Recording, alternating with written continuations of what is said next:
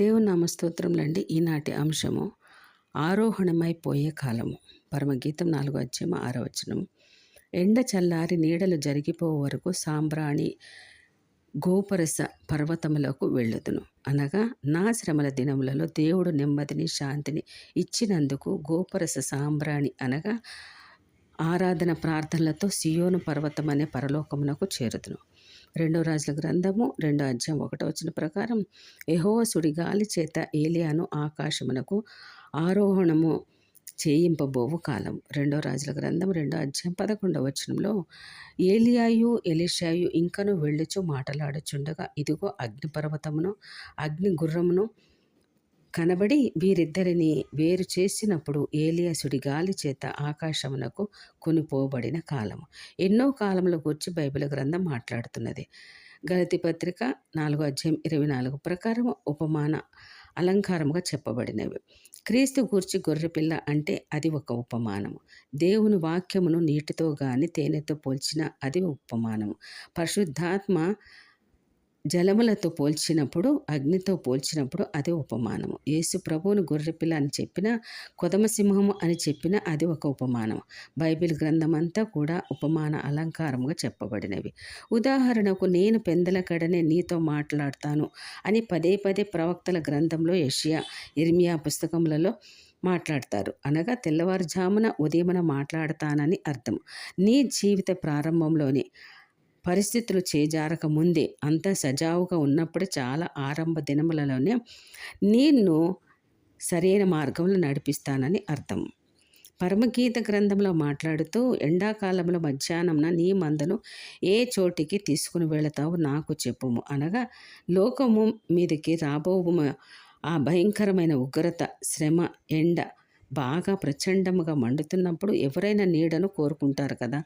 అలాగున లోకమంతటా మీదకి మహాశ్రమ రాబోచున్నప్పుడు ఏ చల్లని నీడకు తోలికొని పోదామని ప్రజలు రకరకాలుగా పరుగులు పెడుతూ ఉంటారు. ఇట్టి స్థితిలో నీడ అనబడుచున్న మధ్యాకాశమునకు నన్ను చేర్చు ప్రభు అని ప్రార్థన చేశారు. లేత వయస్సు అనగా నడిప్రాయం అనగా ఉదయ సాయంకాలంలోని అర్థం. వసంతకాలము అని మనకు తెలుసు. వసంతకాలము అనగా ఏ చెట్టు అయినా ఆకులు రాల్చి మరలా చిగురించే కాలాన్ని వసంతకాలం అంటారు. కానీ బైబిల్లో అంజూరపు చెట్టు లేతదై చిగిరిస్తే అదే వసంతకాలం అన్నారు. ఈలాగున ఆధ్యాత్మికమైన జీవిత స్థితిగతుల కొరకు ప్రస్తావించబడినవి అనేక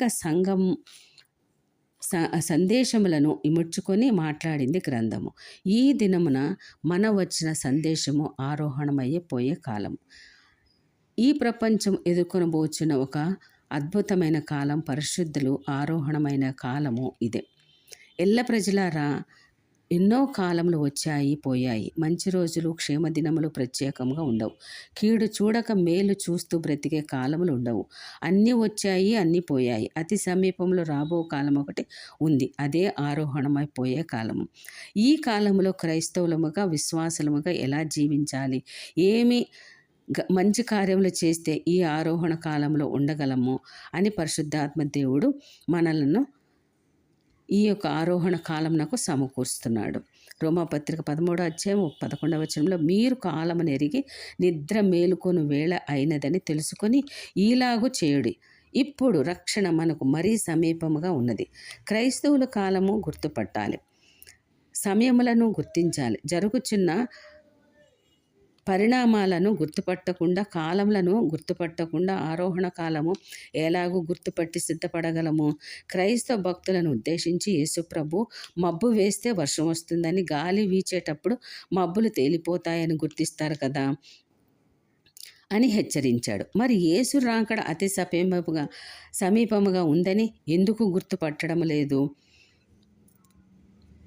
క్రీస్తు రాకడ కాలంలో అక్షయతలోనికి రావాల్సిన అమర్త్యతను పొందవలసిన కాలము.